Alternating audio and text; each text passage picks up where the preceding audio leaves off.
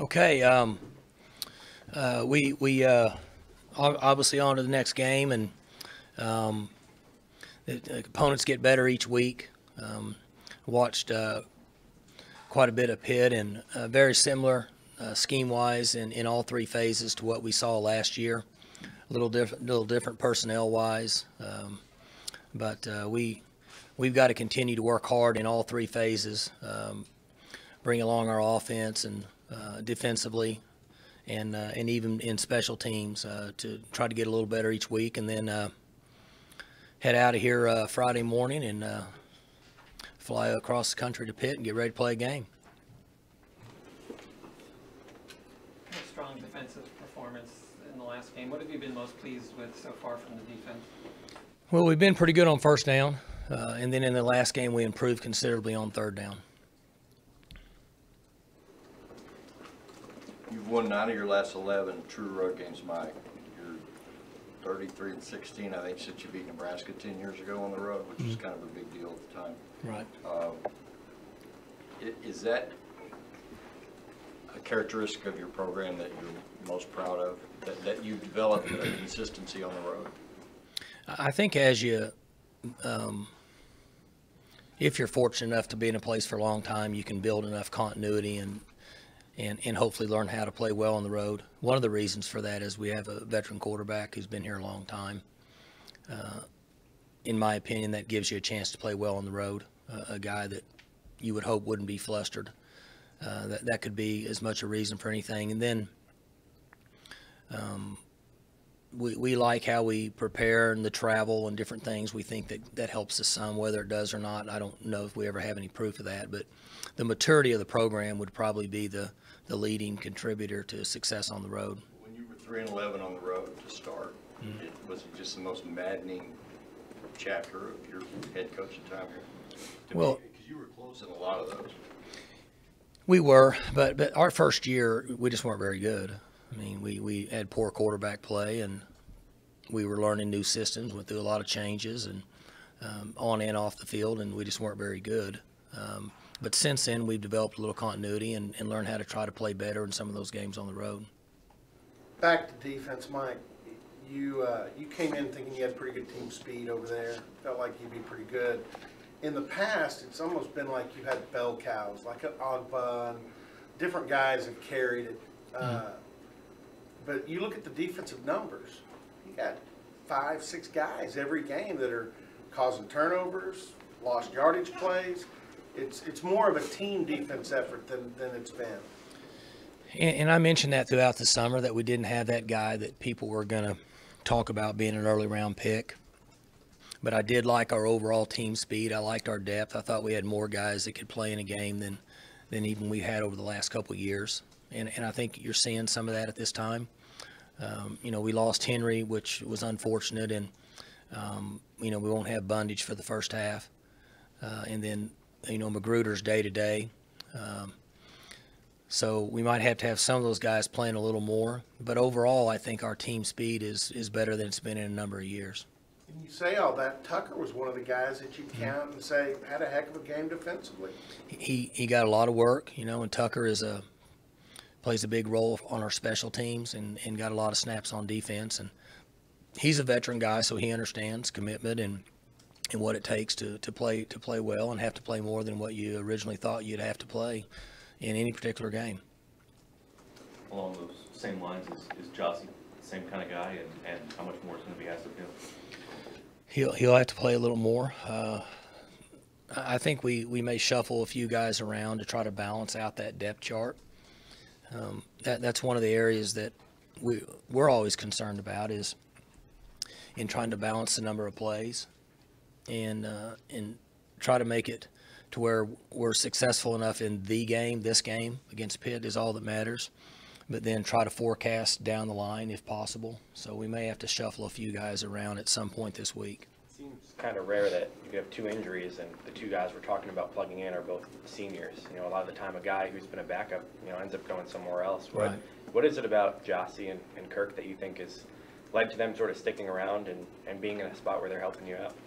they've been lifetime guys for us. They've been really committed. You know, Jossie has gone through a transition where he's really grown up a lot in the last couple of years, and Tucker's always been a very squared away guy.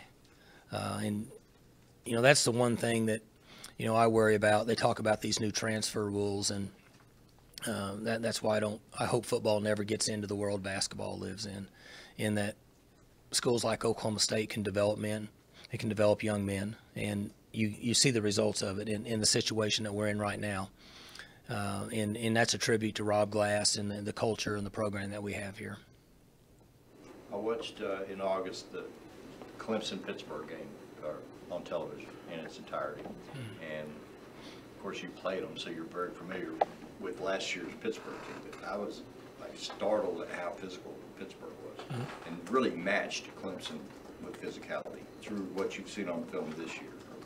Even though they're rebuilding in some skill positions, are they still really physical? Right. They believe in being very physical. You know, they're going to run the ball, and you know, they're going to block down and pull, and you know, his mentality is Big Ten, and defensively he's the same way. They're in an attack mode, and you know, I tried to mention that last year, that when we played them, they were a really good football team, regardless of how some of the games end up. You go on the road and beat the team that won the national championship, you got to be a pretty good team. And so they do a good job with their schemes.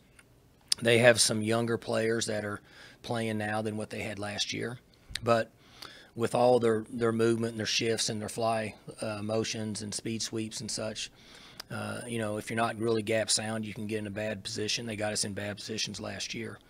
And then defensively, you know, they're going to play the game the way they want to play it. You know, you're going to have to mix it up and be successful and running it and throwing it, you know, in order to have a chance to play well. Haven't seen some of those sweeps you're talking about with the receivers and whatever. How much does that help you that you've seen it and lived through it now, and probably going to see it again?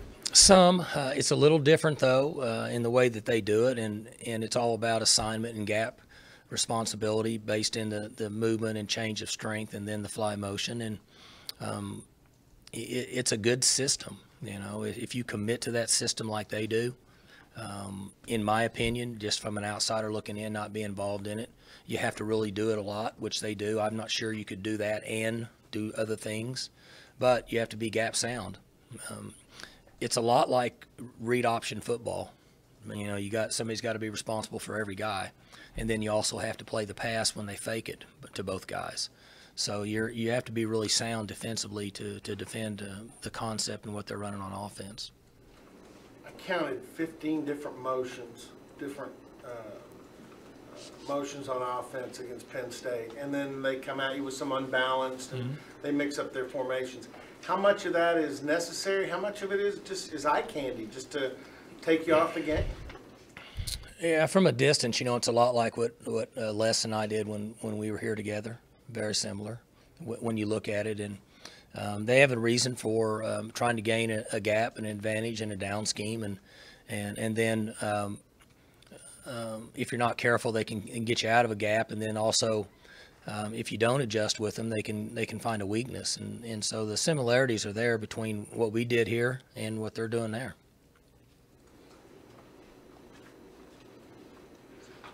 What do you see? Oh, go ahead. Back-to-back road games, and looking at your schedule, you don't have back-to-back home games until the final two conference games of the year. That unusual schedule, you're home and away, home and away, home and away. Yeah, I don't. That's above my pay grade. Somebody else does all that. I don't have an answer for that, but it is a little unusual. It is what it is. You know, we load up Friday and get on it and go play. You have a pretty good pay grade. Ain't nobody. Well, maybe a mental approach. That part's above my pay grade. I don't have control over scheduling. I guess that's what I'm pointing toward.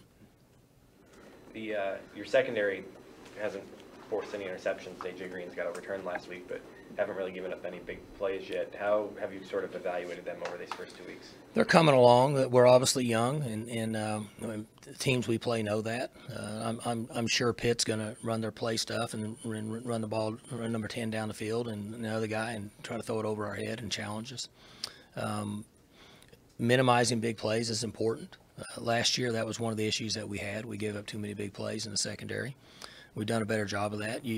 There's give and take, unless you're just ultimate talented where you can press and challenge every throw.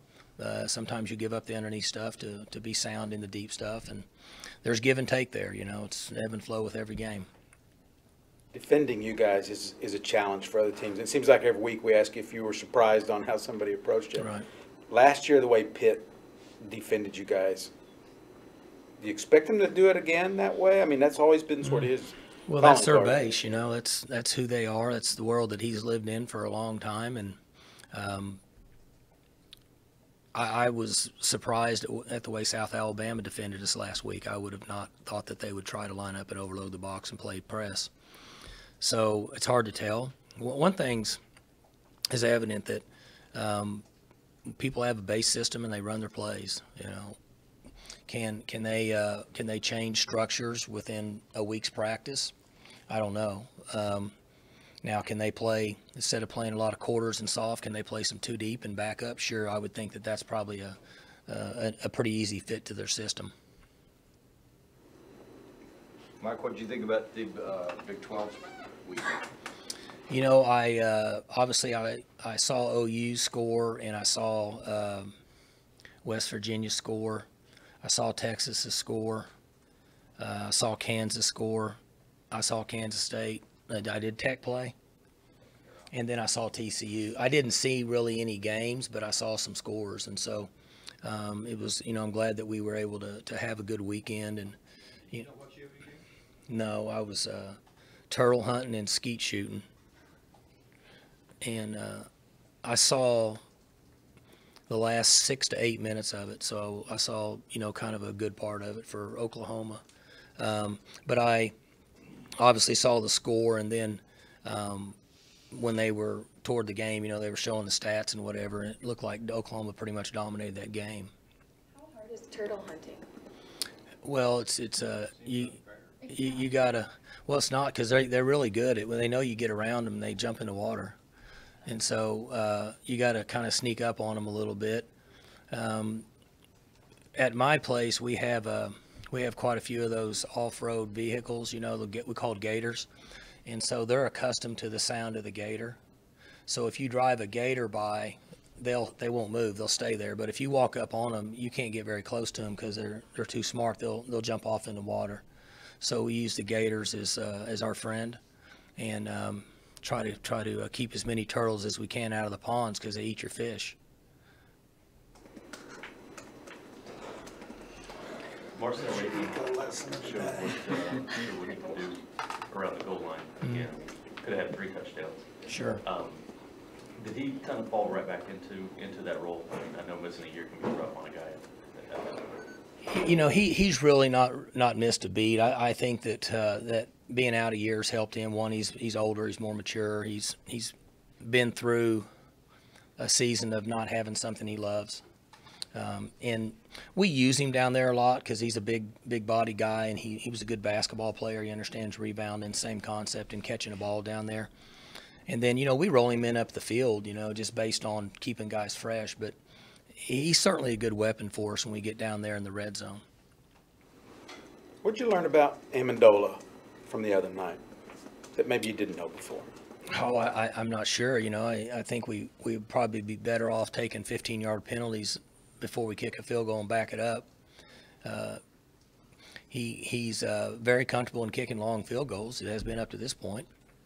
I think he was 3 for 4, right? So he had a good night. The one he missed, he was just a little bit more of a punch than a finish. He's still very young and inexperienced, but I think that he has a future, and he's level-headed. He doesn't lose his focus. A lot of times with kickers, the issue is them mentally getting whacked out over not doing well, and I don't see that with him. He seems to be pretty level-headed. Why do you think he's better on long field goals than the shorter ones? You got me. I'm not sure. If somebody said you need to guess, I would say he focuses, and he realizes that I have to be smooth through the ball. He has a really strong leg. So he says, okay, I know my leg's strong enough. I just need to be smooth through the ball. And I think sometimes on the shorter kicks, he kind of takes it for granted and punches it a little bit instead of just kicking through it. I'm certainly no expert in the kicking area. Hauser knows a lot more about that than I do, but just from an outsider looking in, that's what I see. And hopefully that's just due to him being young, and he'll get through that and become more consistent in what would be more of the easier field goals. On the plus side, it's a nice weapon to have, right? A Sure. guy that can bang one from a long way. Yeah, it is. Yeah. It's nice to have a guy that can, that can kick one fairly consistent from 50 plus. It certainly opens up a few more doors for you offensively. Maybe it's like some people hit a driver are comfortable Right. hitting a driver and not so much with a wedge, Well, and it's would I rather hit a hard 9-iron or a soft 8? It's kind of the same concept, and so I wish I had an answer for that. I would say just him focusing more on the longer field goals would be my reason. Most of your guys after the game the other night kind of characterized this as a business trip and a business-like effort, not a lot of extra emotion. What have you discovered when you take your teams into an NFL venue? Since the guys who have the ability, that's where they want to be. The guys who know they're not NFL players love the fact they get to play in a stadium like that in their career. Is that an extra benefit on the road when you're playing in an NFL venue? I think they're excited about playing in this setting. I know I'm excited about seeing the facility and all that. I mean, I'm a fan and have always watched Pittsburgh and so I'm excited about seeing this new facility. It's been there how many years has it been there now? 3 or 4 years. Yeah, it's pretty cool. So I would say they probably enjoy going through the locker rooms and being there in that environment. Good? All right, guys, thanks.